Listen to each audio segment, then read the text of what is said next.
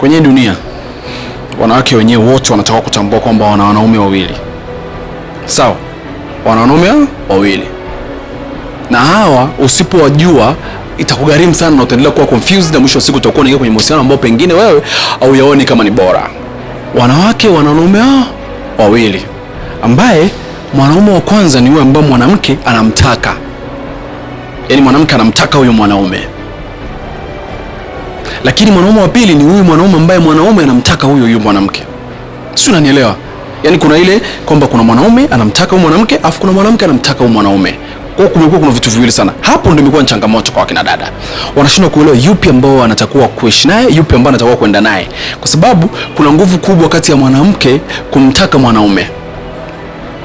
Afu kuna nguvu ndogo sana ya mwanamke kumkubali ya mwanaume ambaye anakuja approach. Wengi mmekuwa mkienda kwa wanaume ambao nyinyi wanawake mnawataka, kitu ambacho ni kosa.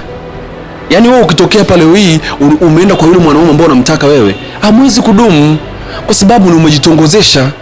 Yaani utaenda utafika pale siku ya siku mkiachana, yule mwanaume hawezi kuwa feel guilty, hawezi kuonea huruma, hawezi kuona chochote, atakwambia sali kujaga mwenyewe, alichokitaka ameshakipata. Mimi nina mahusiano yangu pengine, mimi nina nini yangu pengine, mimi nina vitu vyangu pengine. Yaani mtu aje ajilengeshe, mimi najua ameshajilengesha kwa ngapi, mimi najua ameshafanya hivi.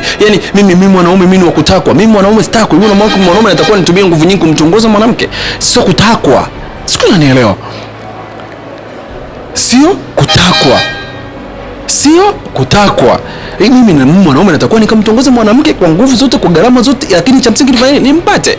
Lakini sio kutakwa. Kwa sasa mahusiano ya kwamba mwanamke wewe unaenda kuwa na mwanaume ambao wewe unamtaka, ndio changamoto inakuwepo. Sasa ushauri wangu ni hapa. Kuanzia leo kuwa na mwanaume ambaye yeye anakutaka wewe. Mwanaume anayekutaka wewe, huyu mwanaume atakuheshimu, atatumia nguvu zake, atatumia maarifa yake, ataheshimu ndoto zako, ataheshimu vitu vingi sana, na wakati mwingine itafika mahala utakuwa na happy marriage kama ni mko kwenye uchumba. Kwa sababu mwanaume amekutaka yeye, sio wewe umemtaka yeye. Maandiko gani yameandika kwamba mwanamke atamtaka mwanaume? Wapi?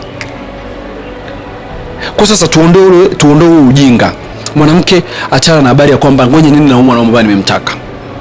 Ila nenda na mwanaume aliyekutaka wewe, na utaona mabadiliko, na utaona kitu ambacho anachokizungumza kwamba ni sahihi. Kuanzia leo fanya hivi.